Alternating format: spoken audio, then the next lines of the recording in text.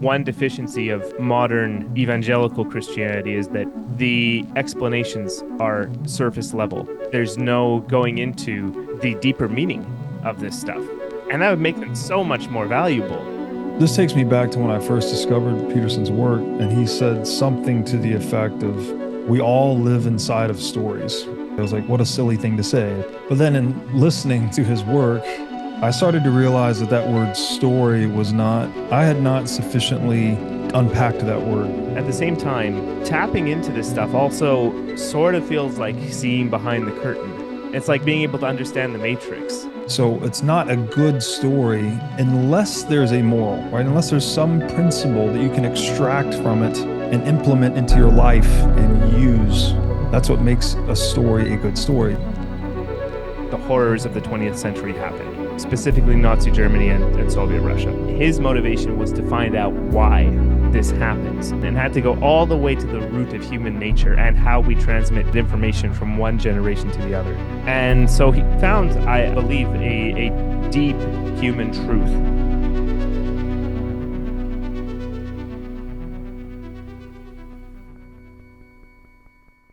Hey everybody, welcome to the What is Money Show. I am thrilled to have you here joining me on my mission to help shine light on the corruption of money. Now, if this is your first time listening to the What is Money Show, I strongly recommend that you go back to episodes 1 through 9 first, which lays a lot of the groundwork for many of the concepts that we explore on the show. These first 9 episodes are my series with Michael Saylor, and thousands of people have told me that this is the best podcast series they've ever heard, hands down, and that it was instrumental to their understanding of money and Bitcoin.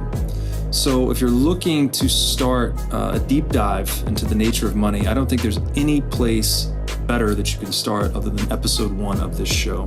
Now, a little bit about this show and how it makes money. The What is Money Show is 100% sponsor based. So all of our revenues are derived from direct sponsorships. And I strive to be very selective about the sponsors that I work with, specifically only using sponsors that I use personally, and also choosing sponsors that have values which are well aligned to the values expressed on this show, such as freedom, education, self-sovereignty, etc. So what I'm going to do now is a few ad reads right at the top of the show, and then I'll do a few more ad reads in the middle. And I hope you'll take the time to listen to them, as again, these are hand-selected sponsors, and I think you'll like what they have to offer. Have you ever wanted to start a business in the Bitcoin space? If so, then the Wolf Startup Accelerator could be for you. Wolf is the first startup accelerator dedicated exclusively to businesses developing in the Bitcoin Lightning Network. 4 times each year, Wolf brings teams from around the world to New York City to work with like-minded entrepreneurs, pushing the boundaries of what's possible with Bitcoin and Lightning. The program is designed to help early-stage companies achieve product-market fit, develop their brand, secure early-stage funding, and grow businesses that fuel the global adoption of Bitcoin. Go to wolfnyc.com to learn more or apply today. Again, that's Wolf, WOLFNYC.com. So we finally reached the end of Jordan Peterson's book, Maps of Meaning.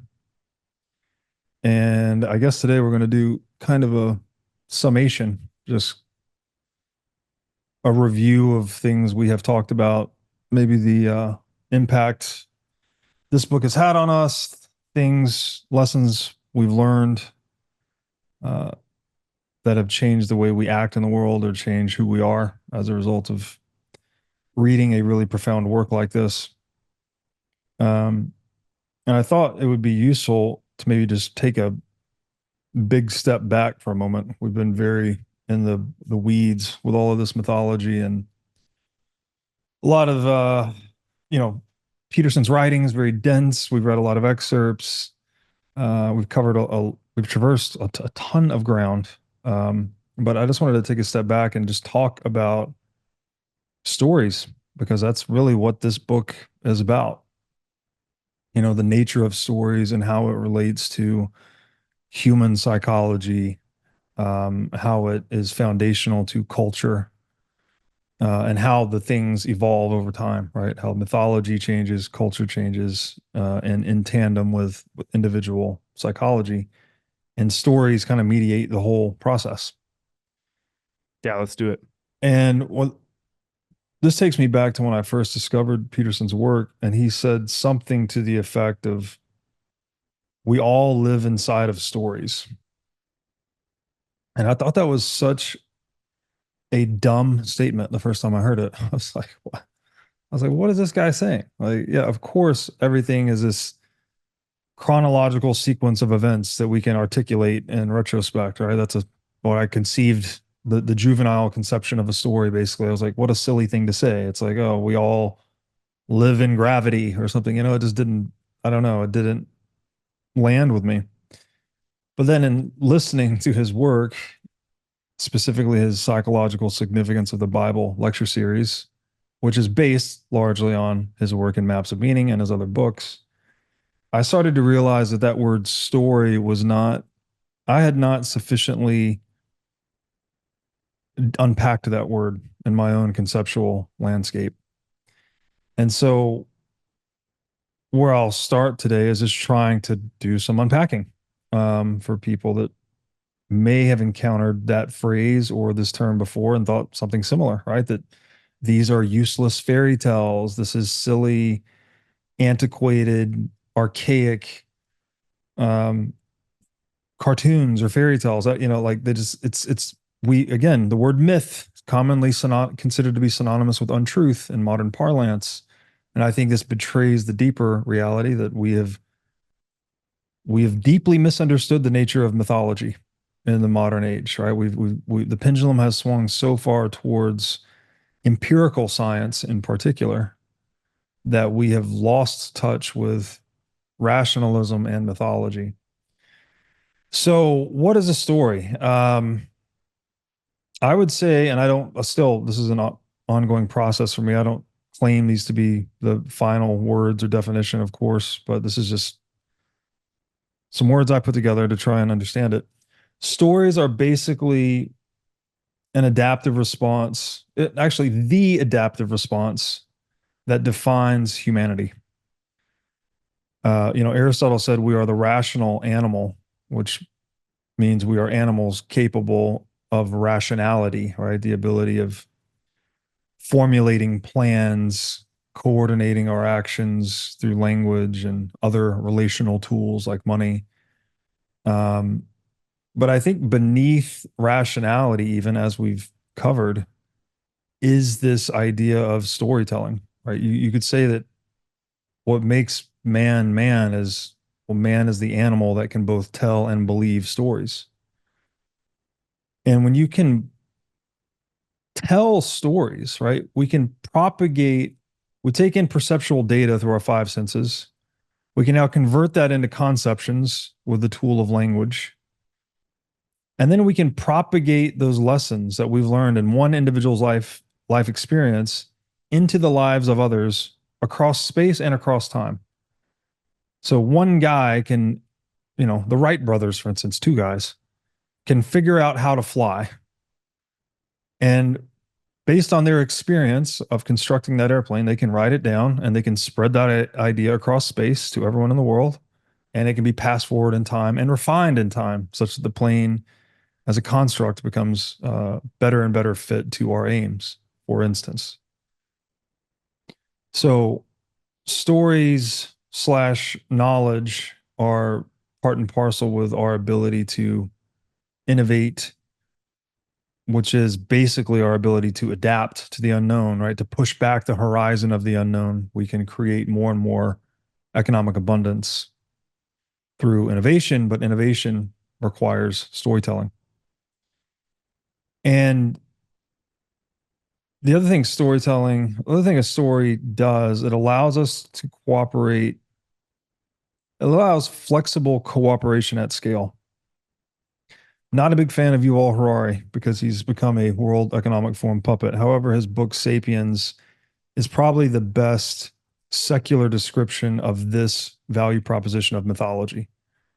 All right, he said this is what makes man special, that we can cooperate flexibly in large numbers. That's why we're at the top of the food chain. a chimp troop caps out at 200 chimps, but you can unite 10,000 Christians under a single flag on a battlefield, that kind of thing. So the fact that we can unify, organize, and direct human energy under abstractions, right? We can align ourselves to abstractions, whether this be money, nation states, civil liberties, calendars, English language, like it goes on and on and on and on, right? The things that make us special. It is that ability to play pretend in a way uh, within the confines of these imagined structures that make us the dominant species in the world, right? We can just bring more force to bear in a more coordinated fashion than any other animal. And everything we learn, we retain across time, right? And those learnings become manifest in our tools and technologies and all the capital that we inherit. So this is what makes humans special. I think if you boil it all the way down is that, yeah, stories are the ultimate adaptive response. We face really harsh conditions. We're not the biggest, strongest, meanest, fastest, deadliest animal, but we use story to our advantage, and we are the top of the food chain as a result.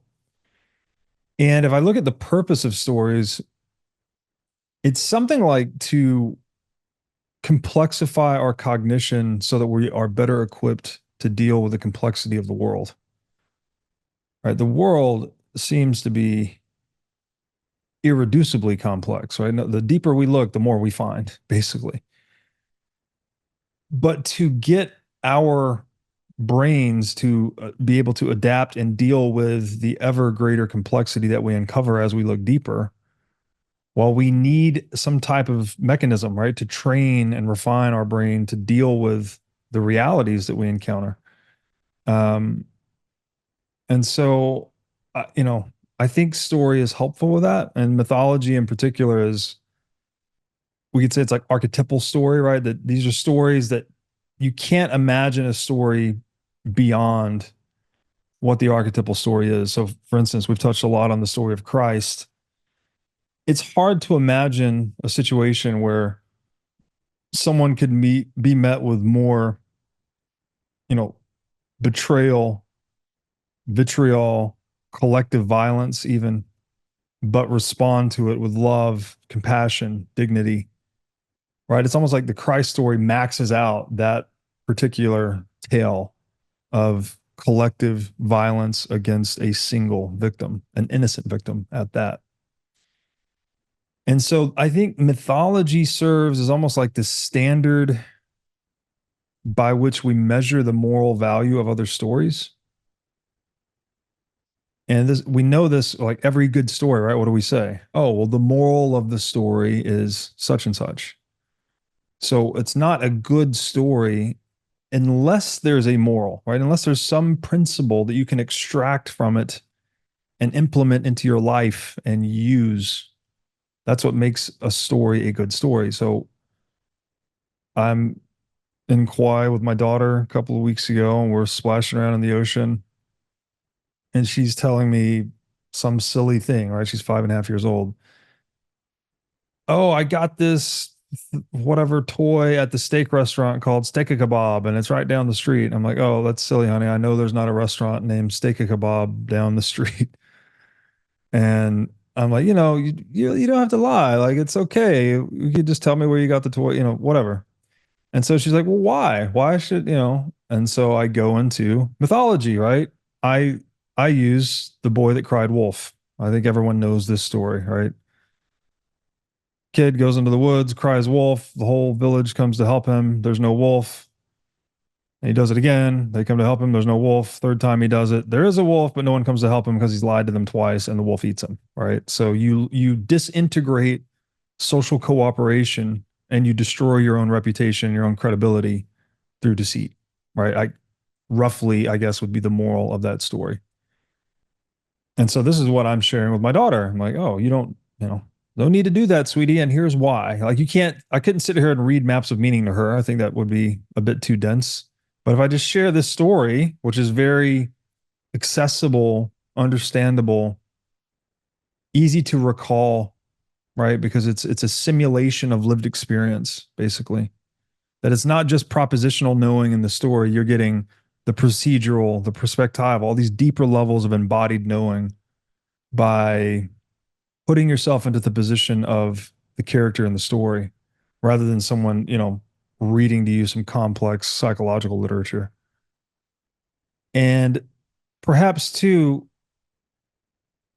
the moral of the story and mythology, or the stories in general, are so useful because they can be imitated, right? You can imitate Christ. You can imitate the boy that cried wolf. You can counter imitate the boy that cried wolf, right? Don't do what he did, right? This is not a hero story or a hero journey. It's a fool's journey, basically. That's what the boy that cried wolf is. It's the anti-hero's journey. It's like when you don't tell the truth, this is what happens. So again, this is like, I think what I'm just giving kind of a micro example here, but this is what we do, right? This is like, that's obviously, we've all heard that story. It's very foundational and valuable.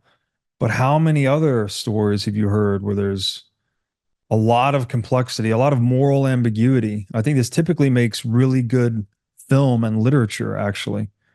The movie The Dark Knight comes to mind, right? Where Batman and the Joker are having this moral, metaphysical duel in a way. And Joker is trying to prove the brutal Darwinian reality of people, and Batman's sort of betting on this inner goodness, right? And they both are right and wrong at times, like the Joker turns the White Knight, what's his name, Harvey, that becomes Two-Face. Yeah. He like turns him bad, basically. But then the Joker fails to get the two boats full of one is full of prisoners and one is full of citizens, and the Joker sets it up so they're basically going to kill each other if they follow their own self-interest. He imposes a game theoretic situation on them, and then they don't blow themselves up, right? So Batman sort of proves that there is inner goodness. So it's this moral ambiguity that makes things really interesting, because that's what's complexifying our cognition, right? We're learning about how the world actually works, and therefore learning how to be more competent actors inside of complex worlds. And so that's it. Like a good story, I think, delivers a moral principle, which we call the moral of the story. And this is basically, I hesitate to use the word a code of action. Maybe it's more like a heuristic for action, that it's not something you can codify necessarily. You can't say always do this, always do that. But it's like, look, here is someone that went through a situation, and if you can identify similarities in this situation and yours, well, you might get some valuable lessons in how they responded to that situation in terms of how you might respond in your current situation. And so again, these stories are allowing us to assemble subcomponents or subroutines of our individual personality or psychological software, or whatever you want to call it. So, anyways, I'm sorry that was a long diatribe, but it's just trying to unpack this word stories that, for me, again, when I first heard Peterson say that, I was like, who is this bozo talking about everyone lives inside of stories, to all the way here? It's like, oh, wow, stories are actually extremely, extremely foundational and important. Yeah, absolutely. And, I think this entire saga with Maps of Meaning, this last, for me, now it's coming up on 6-7 years, and going through this series again, really deep reading this book for a second time has been really valuable for me. And I mean, this exploration of stories, it's so foundational, as you say, to who we are as people, but it's something that we don't necessarily think about, right? The part about Maps of Meaning that really hammers home that there's something here is the structure, that it's a description of how we actually relate to the world around us. This is how the book starts, essentially, how we respond to obstacles in the world, so-called chaos, the unknown, what actually we do psychologically, that this all actually maps to something biologically as well. There's something in the brain that is wired to respond to this. So somewhere biologically we have been formed to think of the world this way. But then, as you say, something clicks, right? Where we're able to go into this hypothetical realm. I had a thought while you were giving your definition here, that to what extent is, for example, the boy that cried wolf, to what extent is that a real story or an example that someone thought up, That's right. right? Yeah. Impossible to know, Yeah. right? Impossible to know if there was, in fact, a real. There's a funny saying that whenever you see a funny sign, like someone face down in a toilet or something, don't do this. That always comes from someone actually doing that, right? So logic sort of dictates that probably there was a real boy that cried wolf to some extent, but to what extent was this just a contrived example? But the reason it worked, and this is the point, the reason it worked is because it had something that resonates, has Yes. something that Yeah. translates a package of information into something so compact that it can be transmitted easily across time, Mhm. across space as well. We're doing this transmission thing uh, when we move our muscles to expel air across our vocal cords and say things. When Mhm. we make our muscles write something, when we type on the keyboard. But going back thousands of years, millennia, right? This was still the capability of humans that we had over everyone else, right? One of the theories about the Neanderthals is that they weren't capable of complex speech. Maybe they were able to do some kind of communication, but that biologically they wouldn't have been able to quite do exactly the same type of complex speech as Homo sapiens. And the one that was able to do the complex speech is the one that outcompeted the other, right? Definitely. So just as a general reflection on this entire thing, I mean, what pulled me in to this originally? I've been fascinated by mythology stories like this for a long time. I didn't really know why or understand why. I was raised Christian. We've covered that, and pretty familiar with the biblical stories, but I didn't understand them. I definitely didn't understand them. Um, I would say one deficiency of modern evangelical Christianity is that the explanations are surface level, and a lot of the time Yeah. it's sort of Bible says this, therefore you should do this, but Right. there's no going into the deeper meaning of this stuff, and that would make them so much more valuable to me. But at the same time, tapping into this stuff also sort of feels like seeing behind the curtain, that stories and mythology now, the language is there. It's like being able to understand the Matrix, right? The Yes. green lines on the screen. You don't see that anymore. Right. You can actually see what it means, right? Mhm.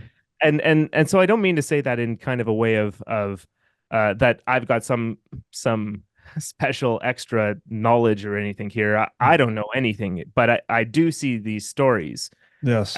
and there's something specific in them that has helped me find something valuable and that I've taken into use in my life, and that's been good for me. Yes. I, I can't say that this will work for anyone, but I do believe that Maps of Meaning is a great tool, a great framework at looking for life when there is this gap in understanding between the realm of narrative and the realm of the mundane world. When someone has not been indoctrinated in a good way, inculcated, what's the term? Um, we went Conditioned. yeah, no, we went through this whole section of that the adolescent is, I probably have to look it up. The adolescent gets put into the group basically. Uh and gets this cultural base, you know.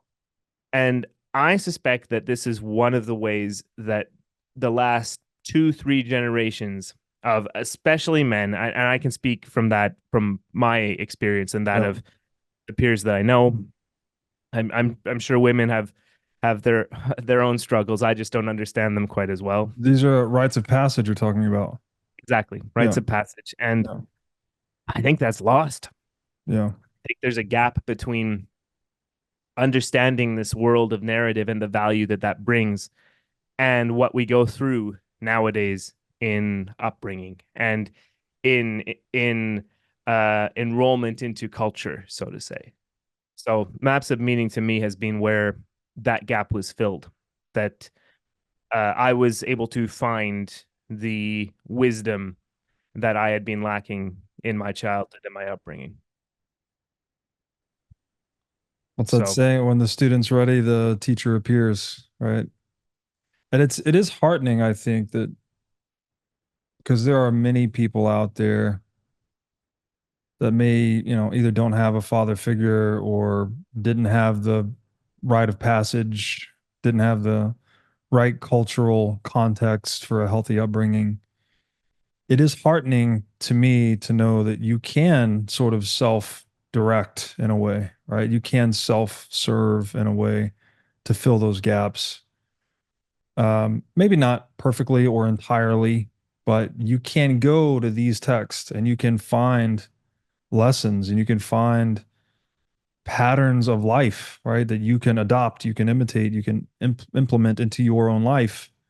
You can correct the error of your ways. It's not like if you grew up in some bad circumstances, you didn't have a dad or whatever the situation may be, that you're just doomed, right? You're not. That's what, you are a malleable, hyper adaptive creature, right? And it's, again, if you're the animal that tells and believes stories, maybe you're just running the wrong stories, the wrong belief system, the wrong code. You can consciously swap it out for better code. And so far as I can tell, mythology is if I mean, at least a source, maybe the source for a lot of these psychological software components that you can do maintenance on yourself with, so to speak. And yeah, I love that idea, and that the idea that there is a way to do it yourself. I appreciate that because it's tough. Everyone has their own journey, right? But I can't imagine where I'd be if I didn't find something to anchor myself. And I think that's another point is that we all need help, right? of course, We all need help to get here. With your example of you teaching your daughter these lessons, right? I mean, my son, he's almost 6 months now, not even quite there, and it's like he's got to learn everything, brand new, ground up, yeah, everything. And I mean, that's intimidating. That's intimidating as his father, the person responsible for him, right? And how to do that? Well, yeah, I think it's not even a shortcut is the wrong word. It's the way to do it. Through stories and through example as well, and through explaining the world in a way that makes sense. And I think for whatever reason that we've touched on this before as well, is that there's a lot of dogma and ideology in the world that rigidly believes that they are right, that they know what the world is, but they don't correct for any type of unknown stimuli. They can always find some answer in their belief system why they're right and why they don't need to take into consideration anything foreign. And this book is great about that too, because this was a motivator for creating this book. Dr. Peterson talks about this. He desperately wanted to find out why the horrors of the 20th century happened, specifically Nazi Germany and Soviet Russia, basically. I mean, he as he tells it, the Soviet Union was still in full swing, and he remembers nuclear drills, basically being deathly afraid that the world was going to be annihilated in nuclear fire. Maybe we should be more afraid of that these days, but yeah, we aren't. So that's good, I guess. But the point was that his motivation was to find out why this happens. And so maps of meaning, that's one thing I really like about it is that he was looking for the answer to a specific question and had to go all the way to the root of human nature and how we transmit information from one generation to the other. yeah, And so he found, I believe, a deep human truth, to the extent that you can say that any one bit of information or way of looking at the world is true. I think this is the closest you can get, while remaining humble and open-minded, that there are other things that can be true, that there are objective truths, and this isn't in the realm of that exactly, but it's true in a different sense, if you understand what I mean. In Bitcoin, we often dream about the idea of forming citadels, which are independent, self-sovereign communities that have their own energy, food, and water resources. Today, that dream is becoming a reality at the farm at Okefenokee. The farm is a 705-acre regenerative agriculture community located at the Florida-Georgia line near Folkston, Georgia. The farm is known as the healthiest place on earth, and it includes orchards, organic standing gardens, regenerative animal pastures, berry fields, and much, much more. Today, the farm features 25 custom-built cabins and has plans to construct 225 more in the years ahead.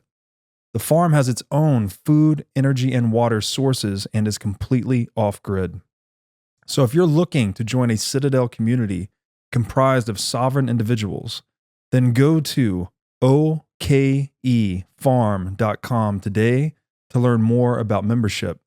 Make sure to tell them that I sent you for a $21,000 discount on custom cabin pricing. Again, that's okefarm.com to learn more about joining this revolutionary regenerative agriculture community. Forget multivitamins and other supplements. Animal organs are the most nutrient-dense foods on the planet. You can get 100 times more nutrients from organs than you can from muscle meats. But the problem with eating organs is that they are difficult to find in stores, they are difficult to prepare, and even when they are prepared well, they often don't taste great. Thankfully, Heart and Soil Supplements has made consuming organ meats so much easier by providing powderized organs in capsule form. Organ meats include everything your body needs to thrive: vitamins, minerals, peptides, proteins, and growth factors. This is why organ meats were the most prized foods for our ancestors. Fortunately for us, Heart and Soil makes these treasured foods easily accessible. So go to heartandsoil.co today and use discount code BREEDLOVE to get started on your journey to optimal health and vitality. Again, that's heartandsoil.co, discount code BREEDLOVE. 100%. And I would go back to this deep, I don't know, I guess it's just an interpenetration between mythology and praxeology, as far as I can tell, right? That human action is the essence of what we are and what we do. And subject object is even subordinate to that, right? It's like action is the pre-intellectual cutting edge, and then we cut the world into subjects and objects to decomplexify it. Subject object is a mythology, right? It's not a, it's a very useful fiction, but it is a fiction, really. And I think what you described earlier, like, I mean, obviously we said myth does not equal untruth, but you mentioned the boy that cried wolf. Like, well, did that actually happen? Maybe not, probably not, actually. But, you know, I love Peterson's analogy here is that mythology is hyper real, right? It doesn't mean that this particular thing happened, but like mathematics, right? There aren't 2s and 3s floating around in the universe. But it is this categorical structure that omits all qualities and is just purely quantitative. That's what gives it its universal applicability, right? We can quantify almost anything that we can distinguish, right? We can distinguish separate units of. So math becomes like the universal language in a way. Well, mythology's similar, right? It doesn't mean that numbers aren't real. They're hyper real, right? They're applicable to reality in a way that nothing else is. Mythology is sort of similar. It doesn't mean that the boy that cried wolf is a real story and you have to heed this boy's experience. It's a distillation of many, many, many, many, many human experiences across time that becomes crystallized into this myth. And it's like, it doesn't matter if that particular sequence of events happened. And I would say too, doesn't matter if the particular sequence of events for something like a Christ story even happened. I'm not saying they didn't. I'm not saying they didn't, but I'm saying I don't think it actually matters. Or maybe it does matter to some extent for some people. I don't know, but it's still useful, right? And we have to take these useful fictions seriously. They can be as simple as the useful fiction that we treat every gun as if it's loaded, right? That's fundamentally not true. That's provably not true. I have unloaded guns all over my house. I know it's not true. However, treating every gun as if it's loaded is very useful, right? It's a very low cost pretend play thing you can do to prevent yourself from getting shot or shooting someone you don't intend to shoot.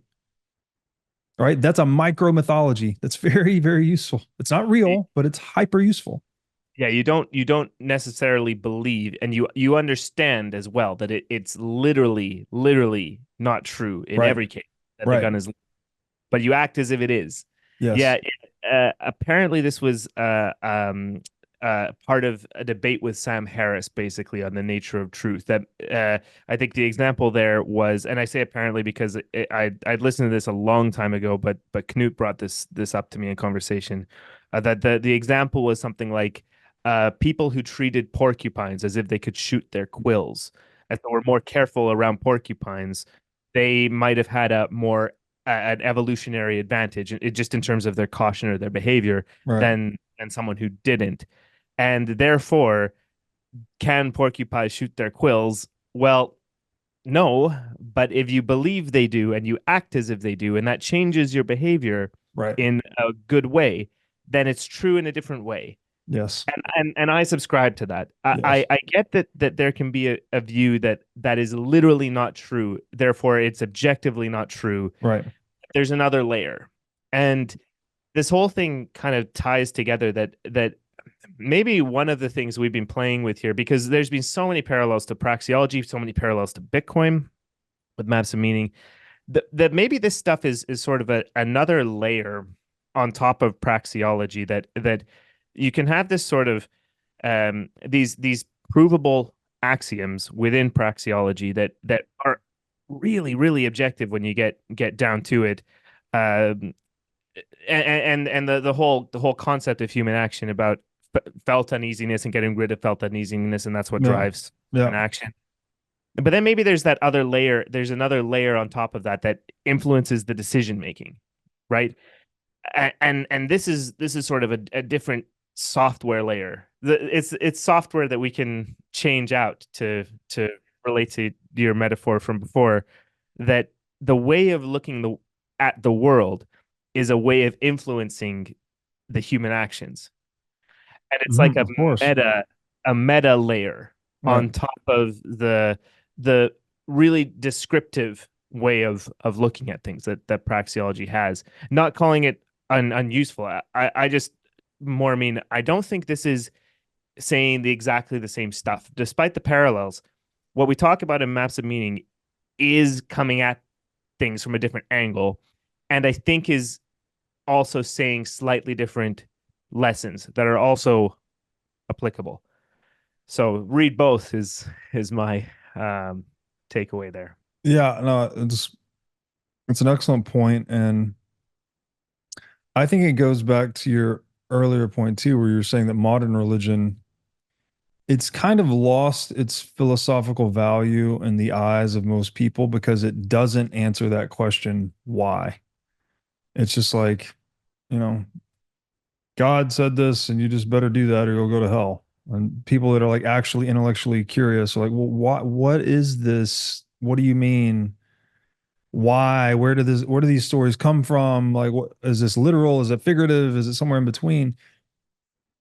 And again, the work Peterson has done here, I think, does a great job of doing that. It's like the why behind the mythology in a secular, very dense, rigorously written scientific parlance, basically. Like it, and so it's in a packaging that's, I guess, accessible or preferable to people in the modern day. And so that is very useful, right? That's what I think where you and I were like, we were sort of disenchanted with Christianity because it was not answering the philosophical why. And then we're very enchanted with Peterson's work because it bridges that gap. right? And so, um, and like you said, being able to invoke a movie metaphor, being able to understand the Matrix. I think this is the most useful metaphor, actually. It's like mythology is the cultural source code, right? You could read a book like Inventing the Individual that describes how the fact that we even have individual private property rights in the West is a derivative of the story of Christ. Like before that, we had the family was the primary social unit, and then after Christ, we had the individual as the primary social and legal unit. That's because the mythology changed, right? There's this undercurrent of change in the mythological slash cultural source code that then permeates up the legal stack, the ethical stack, et cetera. And so why is it important to study this? Like you're studying cultural source code, which very significantly influences psychological source code in every generation, right? We are all creatures or products of our environment or creatures of habit or the average of the 5 people we spend the most time with, or maybe the average of the 5 stories we most closely adhere to. And so this is all a very, very important enterprise. And why are we so emphatic about this? I think because this stuff's just disregarded by most people.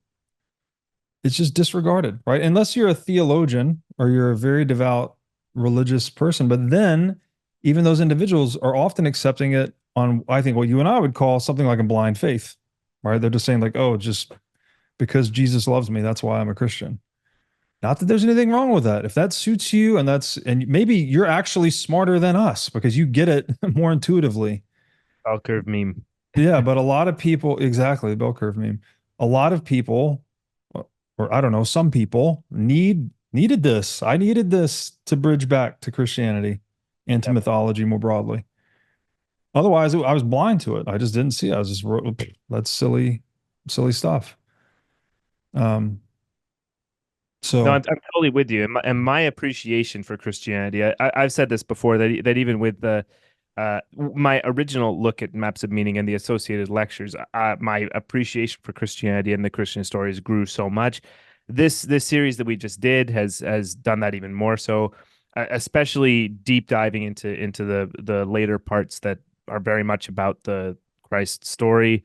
I think the first time I read it, I didn't take it in quite as deeply, and so yeah, I can't do anything but appreciate what the stories are, and that and say that I wish we collectively, the culture, would be able to look at these stories in the right way again. Not to imply that there is a single right way, but more like take away the dogma out of it and be able to look at these for what they're saying and what they're implying for each individual, as opposed to this large framework of religious mores and religious prescriptions. And that's maybe a meta point as well, is that I like mythology as descriptions. They're descriptions of human behavior. yeah, It's the ought from an is thing. yeah, As soon as you turn it into you must do this, you ought to do this from the story, it takes away the individual agency to interpret that for themselves, exactly. for the reader to interpret Yeah, it themselves. And so put these stories in front of people, but also give them the tools to do the work and figure them out. I yeah, think that's what I would like to see more of, more exploration of the mythological, of narrative in a way that is empowering yeah. without telling people what to do, basically. Amen to that. And then, yeah, let people be free.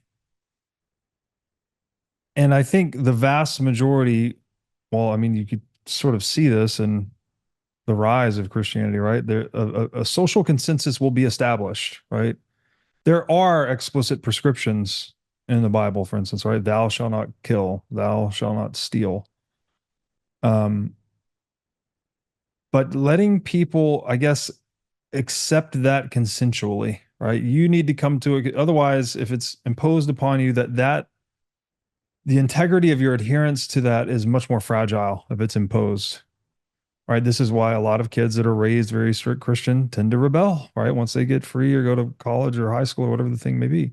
So, yeah, consent, right? Consent, which again goes back to praxeology. It's all about universalizing consent. Well, and to that point, it definitely the ethics system that could underpin all of this can come from praxeology. Maybe should is even close to the right word here. Yeah. Not to say again, not to say that anyone shouldn't get to that anyway, Right. but conceptually, but still that you can come to that you should not kill someone because then they ethically would be allowed to kill you, Yes. something like that. Yes. It's Yeah, basic the stuff. convergence between the two is remarkable, Yes. right? Like the fact that you get this economically efficient and ethical and religiously prescribable or morally prescribable code of action, and they all point the same way. It's like, wow, thank God for that. If they were at odds, we'd have a real problem, right? Totally. And I mean I think that's another point here is that by looking at this stuff and stripping away the dogma out of it, we can all get the why just by reading this stuff and learning it, So it turns into this incredible we've used this metaphor too, the handbook for living. Yeah. I think the combination of praxeology, maps of meaning, and some basic Bitcoin books, I think that's the toolkit for the modern self-actualized individual. Mm, And we're at such a unique point in history, right? Where what's the saying? It's something like I'm too old for, I forget that one, but too young to go to the stars or something like that. But like I'm right now, I can get Bitcoin, something like that. Oh, yeah, too old to conquer a continent, something like that. Sure, yeah, there we go. Like in the wrong age for that, and not quite there to conquer the stars, but you can get Bitcoin, something like that. But Oh, this exact middle point where we are, humanity is at an inflection point where the capabilities of the digital creations that we have manifested, the physical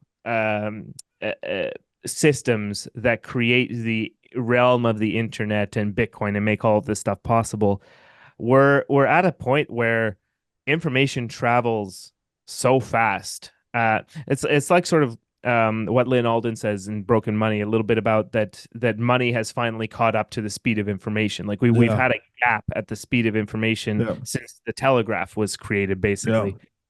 And I think we're at the point where just the humans who are going to be successful are the ones who can harness this new information age and still retain the humanity of themselves, yeah, something like that. yeah, It all comes back to be able to integrate the new, the unknown, with the wisdom of the old. Shed what doesn't work, but integrate, but keep what does work. That's the point. But we've got so much new here, right? What changes generationally or 5 years to 5 years is astronomical now. I don't think humanity has gone through such a period of rapid change ever. And so being able to keep up with the curve, right? I think these are the best tools we have available for that. Well said.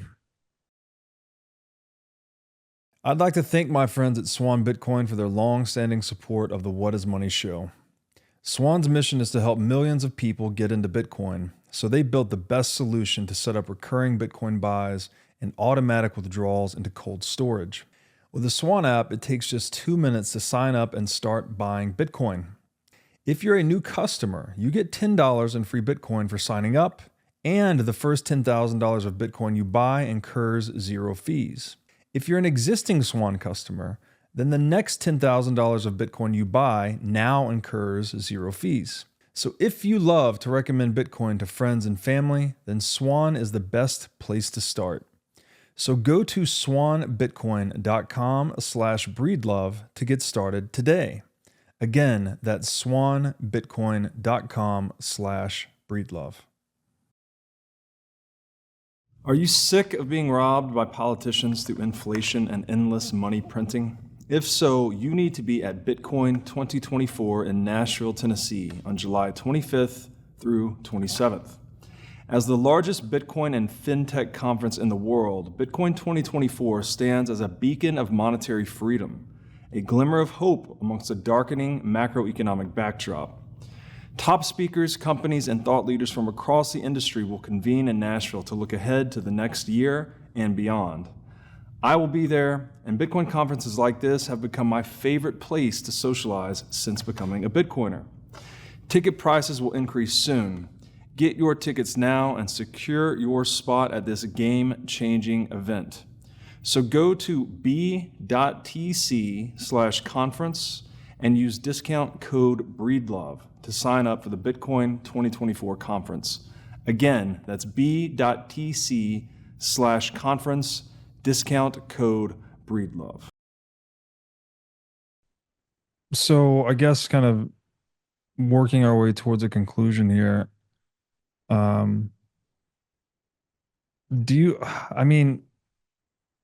try to talk about some things that I don't know if this specifically I derived just from this work, of, going down the Bitcoin rabbit hole, becoming a father, going in something about Bitcoin for me caused me to double, even quadruple down on all these things that I was already doing, right? Which was like reading more.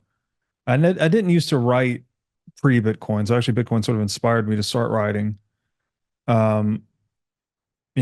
Fitness, health, like really inspired me to even have a moral mission at all. Like my mission pre-Bitcoin is just how do I make money, do whatever job makes money. And post-Bitcoin, you're like, no, you want to make money, but also make a difference, right? You need to have a balance between these two things.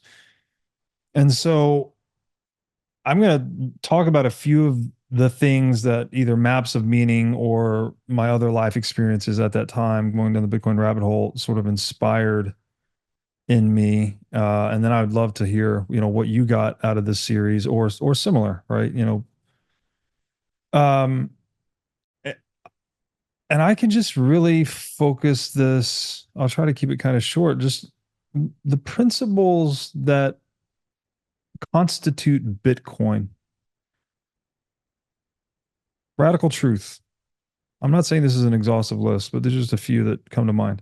Radical truth, right? Bitcoin is a record-keeping system that cannot be altered, right? It's the most truthful construct humans have ever created, basically. An incorruptible communications network that is also money, right? It's, a lot of different ways to describe it, but it's very closely aligned to truth in a way that nothing else that we've created, so far as I know, is. Radical transparency, right? Bitcoin is just open source software. It's fully inspectable by anyone. It can be modified even by anyone. But there's nothing is hidden, essentially. Bitcoin has radical integrity, right? As I guess a consequence of radical truth, radical transparency, it's radically integral because you can see all of the source code. Bitcoin, and nothing is hidden. Bitcoin can only do what it says it will do. There's no like trap doors or anything. It's, what's the old saying that sunlight is the best disinfectant? Well, the fact that it's open source and everyone can see it prevents, any of these bugs from sticking around, right? And there have been bugs, but people identify them and they fix them because it's open source. Obviously, proof of work, right? Bitcoin requires this energy expenditure process to maintain its integrity, to maintain its adherence to doing what it says it will do, right? It's going to have this predetermined supply curve that caps out at 21 million sometime in the year 2140. Well, it can only do that by adapting to how many people are trying to produce it. Its puzzle gets more difficult as more people try to produce Bitcoin. So it's proof of work, the energy expenditure necessary to do that, is driving that adaptive mechanism inside of Bitcoin. So there's a proof of work component that's indispensable. Obviously, freedom, right? Bitcoin is one of the greatest enablers of human freedom in human history, so far as I can tell, in terms of just giving people a way to store their labor energy and move it across time and space without interference or expropriation. And then love, right? Like, well, probably one of the most difficult to define words, but at least treating others as you would treat yourself in a very basic sense. And the fact that we are, I guess you could throw equality in here, although that word is very polluted, but equality in the eyes of the law is an ideal at the basis of Western civilization. And Bitcoin is also an achievement of that, that we are all actually equal in the eyes of Bitcoin. Bitcoin doesn't care your race, religion, creed, ethnicity, history, whatever, right? You are just an individual that interacts with it. And that incentivizes us to treat one another as just individuals at the end of the day, because there's no corrupting or twisting of that law, right? There's nothing, and it's because it's more difficult to steal, right? You're more likely to deal with people honestly and fairly rather than try and steal from them, because it's just less economically viable. So these are just like principles that I guess I've gathered from, I'm articulating them through a Bitcoin lens. But in my own life, it's like, okay, in my relationships, I strive to just be, especially my close relationships, you need to be a very honest node on your local network, right? With your partner, with your children, with your parent, whoever you're interacting with professionally, personally. Um, there's basically never a justifiable use of deception other than when you're at war, right? If you are actually at war with an enemy. I watched The Imitation Game the other night, right? It's about the Allies trying to decrypt the Nazis' communication encryption algorithm, which was called Enigma, I think. And so, well, they're at war, right? Literally, they're the communications. Once they cracked their communication code, the Allies were able to win the war. Now, very critically here, they weren't. I won't go down that rabbit hole, but basically, they had to use the information selectively so that they didn't indicate to Nazi Germany that they had cracked the code, because then Nazi Germany would adapt the code and then the Allies would be in the dark once again. So anyways, the point is there that being radically truthful with those that you are cooperating with is really the right way to be, right? And I think this is borne out by lessons in the book Maps of Meaning, and it's sort of demonstrated in Bitcoin, right? And as an operating principle. Obviously, this goes hand in hand with radical transparency. Even I think Heidegger's definition of truth is unconcealedness, right? Like radical disclosure. So radical transparency and radical truth, these things are very closely aligned. Integrity, right? Do what you say you're going to do. That again goes hand in hand with radical truth, right? If you say you're going to do a thing, then do it. If you say you're not going to do a thing, then don't do it. Right? Very simple, not always easy. You're often going to make mistakes, and that's okay too, but be honest about that as well. Right? And this will just, there's some magic here. Like, again, this sounds prescriptive, but I think it just, you draw in the best possible relationships into your life. And if people aren't operating on these principles, then they'll fall out. And that's good, right? You don't want those people in your life, frankly.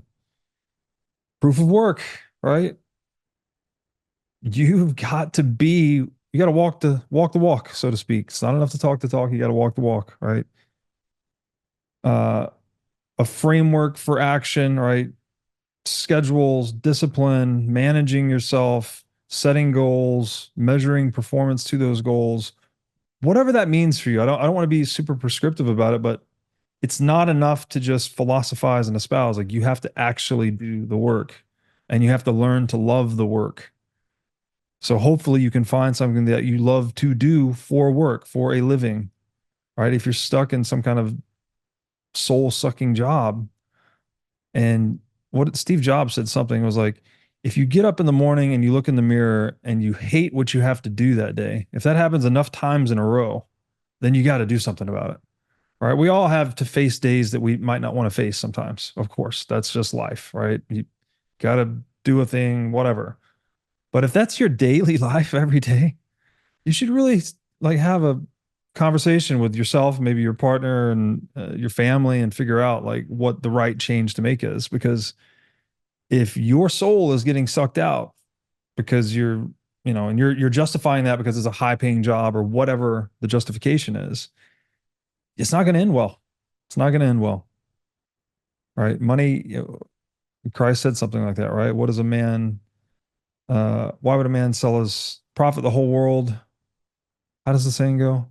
If he, what does Uh, it, how does it help a man gain to sell his soul? Like if he profits the whole world, if he sells his soul in the process, something like that.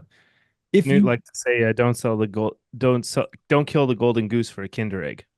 there you go. Moral of the story, what I'm trying to say is your soul cannot be repurchased for money. So don't sell your soul for money, Exactly. right? Yeah.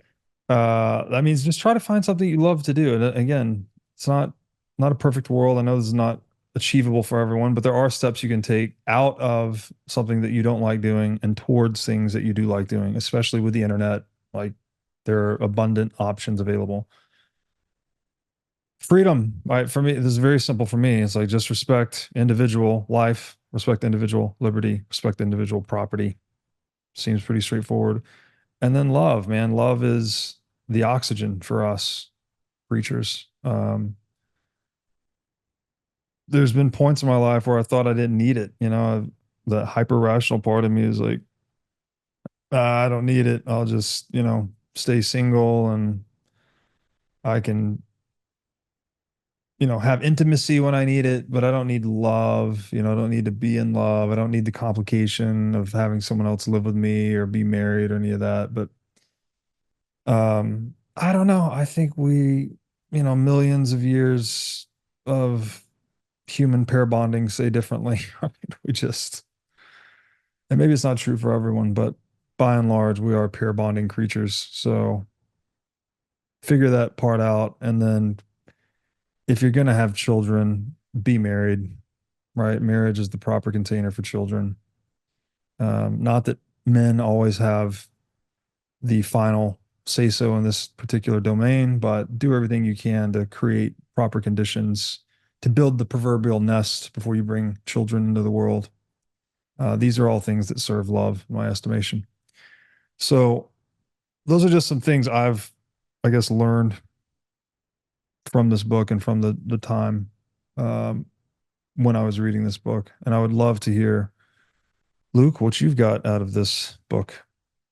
Yeah, and fantastic points. I love it. And I mean the emphasis on love, yeah, just we all need that, and figuring that out is important, definitely. Yeah. I go back to when I first found this again, and just my absolute joy at being able to dig into these things that I was interested in a way that I'd never seen before, and make sense of it in a way that I'd never seen before. Disney movies in the lectures, not the book, were really common. Dr. Peterson went over Disney movies, and Mm-hmm. the Pinocchio. 90s is exactly Pinocchio, Mm-hmm. but others too. Yeah. Beauty and the Beast, The Lion King. Yeah. The 90s Disney movies were really good. Really good. I'd probably get Disney Plus in a few years for my kid, but only for the stuff from the 90s. Yeah. Maybe some stuff early 2000s, but after Uh, that, yeah. nope. Yeah. Yeah. And they definitely lost their way for sure. Um, that's why stories don't work when people sniff it out, and the stories just don't work. The audience hates it, Yeah. and yeah, maybe don't keep forcing it down our throat. But anyway, the the initial thing. So I didn't read the book immediately, but I knew I needed to. The book, just digging into everything again, the framing. I was most interested in when it gets into the story part, but I love that it's this bit about human psychology, how we deal with everyday life, and then this neurobiology part, how the actual wiring connects to all this. I didn't understand that framing initially, but it's really needed to hammer home that this book is connecting to something real, that something is wired in us to make this stuff real. But all this discussion of narrative, it's like adding one layer on one layer on one layer the entire time. And the book is dense. It's almost too dense. I would definitely a constructive criticism I would offer to Dr. Peterson is that I don't think 12 Rules for Life was the ideal way to package maps of meaning in a more accessible way. Hmm. It's almost like it went too far in the other direction and made it Yeah. too much of this popular um popular science, popular self-help type thing. I agree with that, but I tried to read 12 Rules for Life and it was just too pop self-development for me. I didn't enjoy it. Exactly. It was a lot of his anecdotes from his lectures. The Yeah. the lobster stuff is Yeah. is from his lectures, and it's I mean it's great. Yeah. It is, but it's also overused now. It's turned into memes in a negative way. But maybe, Uh, I mean, honestly, like we're probably the outliers too. The fact that I mean, the proof's in the pudding, right? The book is international bestseller. Maybe people just needed it in that very, I don't want to say dumbed down, but very basic format versus maps of meaning. But I agree, the pendulum swing from one extreme to the other. Yeah, yeah. No, not to diminish that book was fantastic and helped a lot of people. Not to diminish but it's almost like that was a separate work. Hmm. That's more what I would say is that 12 Rules for Life, the follow up Beyond Order, that was those two were separate works Hmm. in my mind. Which is great if that's what he wanted to do, sort of package his learnings and understandings into a new way that will work for many people, if not Hmm. most. But what I would have loved to have seen at some point, and maybe it could still come, is sort of a rewrite of Maps of Meaning to be more accessible, but still touch on the same ideas and in similar order. It could go into a lot of stories, or organize a little bit better. I don't necessarily understand the massive last chapter that's a third of the book that could have been three separate chapters. Hmm. But yeah, anyway, um, it's a fantastic book, but it's way too dense for most people to read without really, really dedicating a lot of time to it. Hmm. I'm glad that I did. I'm glad that we took the time to Yeah. discuss through it again together. I've loved this series. I've grown a lot over the course of us doing this series. It's actually been a while now since we started, right? Because I remember we had to take quite a few breaks. Mhm. My son arrived early when we planned to do an episode and didn't manage another one for another couple of months, basically. So lots of change for me personally since we started doing this, and I've definitely even incorporated a lot of the ideas we've talked about into my own thinking. I loved digging into the parts about the parts about the individual journey. This is sort of the middle section of the book before it starts to get into the adversarial stuff. The phases of learning and growing as starting as a child, going into adolescence, this inculcation into the group, but then the process of shedding the group identity and being able to self-actualize and become an individual. That entire process, the exploration of the shamanic journey, I thought that really echoed a lot with the Bitcoin rabbit hole. Mm. The implication is almost that every Bitcoiner is shedding the group identity of the fiat world and having to painfully go intentionally into the underworld and extract this new information that is completely against everything. Mm. It's worldview shattering. It's not painful because it's not good. In fact, for me, it was exhilarating and freeing and powerful, Hmm.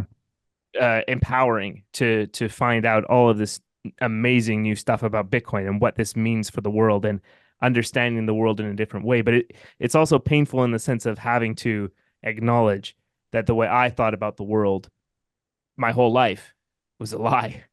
Hmm. Even if there was Yeah. there was things in the background that made me think about this stuff. But uh, I think every Bitcoiner who goes all the way down the rabbit hole takes this shamanic journey, and the implication for that is interesting because it means that it's only the small subset of people who are actually willing to take this journey are the ones who are going to go all the way with it, right? Mm-hmm.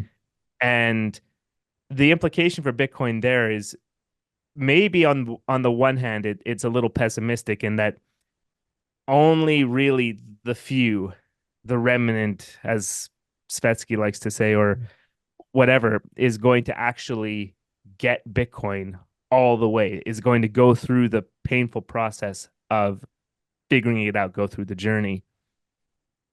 And that's going to be such a small subset of humanity that where does that actually leave us? Mm-hmm. Is it going to work? But on the flip side to that, maybe this is a process that is forcing more people to undertake this journey of shedding the fiat worldview and coming out of it a self-actualized individual with a new understanding of the world, a new empowerment. And so my bent for optimism hopes that that's the scenario we're at here, that as more and more people start to see what's wrong with the world, that they can take this shamanic journey and intentionally put themselves through the painful process of rediscovering the world. Mm. I hope. Yeah, painful, but desirable because no one wants to live their life in accordance with that which is not true. Right. So yeah, again, the matrix again is a good visual metaphor, right? The unplugging of that matrix when he wakes up in that tube and he sees all the test tubes around him and he pulls the thing out of like it's a painful, awful, terrible process. But you know, so is childbirth, right? Like you've got to sort of emerge through the pain and get through the threshold to get to the next level of reality. And yeah, maybe and just on the density, agreed. This book is like I love dense books, and I still think this thing's like borderline too dense. However, when you read really dense books, you will notice by the end of that book that your cognition has changed. Right. You that's why I like the dense books feel like a workout almost. It's like I'm trying to read this thing and it hurts throughout. And then by the end, I'm like, oh, I feel stronger now. And you read something light after that. It's like picking up a light weight and it like feels lighter. You can read it faster. And so I just wanted to say that. Like I don't want to scare people away. Like obviously we've read a lot of the excerpts, so you probably got a flavor for the density. Although I agree it's probably too dense. It's one of the densest books I've ever read. Peterson himself said he spent 15 years writing it, 3 hours a day, rewrote every sentence 50 times, 50 times. So there's your density. But still, I think if you've got an interest, let's say, in these topics, then just read the damn book. Like, and I'll on that thread, the audiobook, I don't think works on this one. It's just too dense, right? You have to sit there and read it as slowly as you need to read it.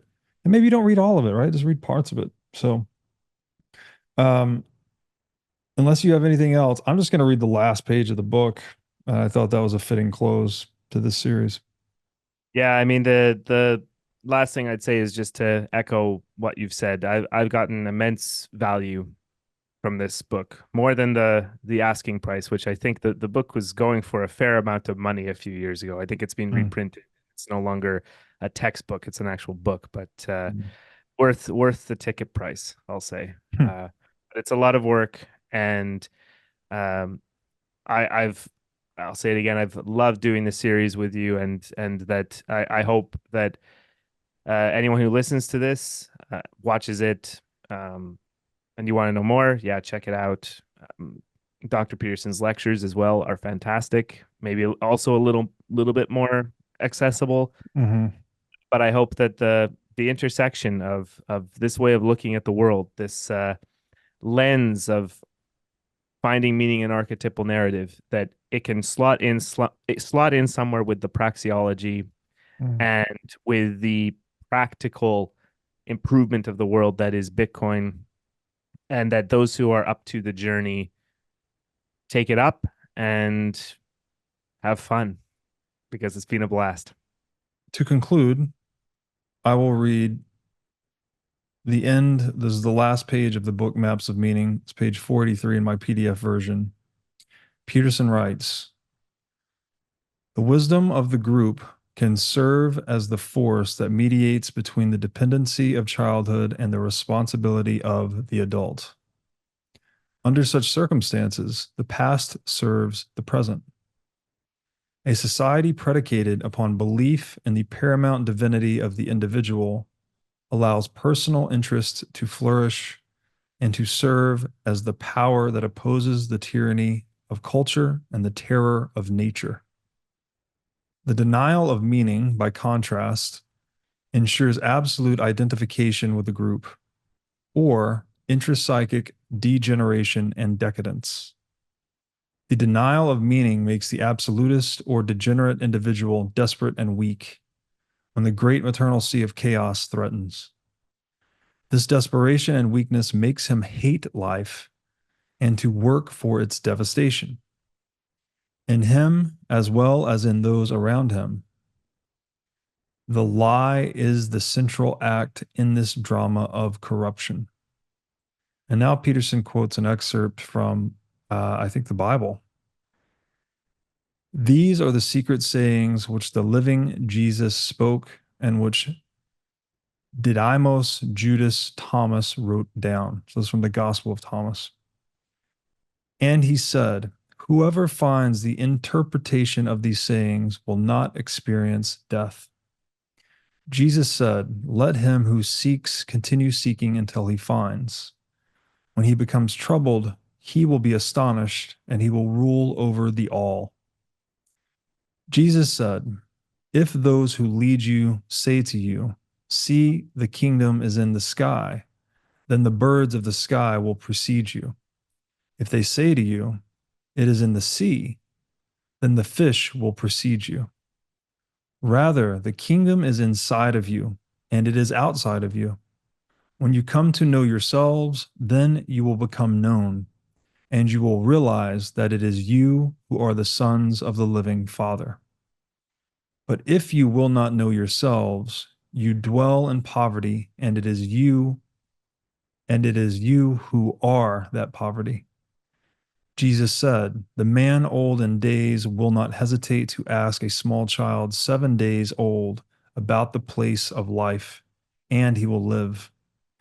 For many who are first will become last, and they will become one and the same. Jesus said, recognize what is in your sight, and that which is hidden from you will become plain to you. For there is nothing hidden which will remain, which will not become manifest. His disciples questioned him and said to him, do you want us to fast? How shall we pray? Shall we give alms? What diet shall we observe? Jesus said, and I think this is the critical line here, do not tell lies and do not do what you hate, for all things are plain in the sight of heaven. For nothing hidden will not become manifest, and nothing covered will remain without being uncovered. The end.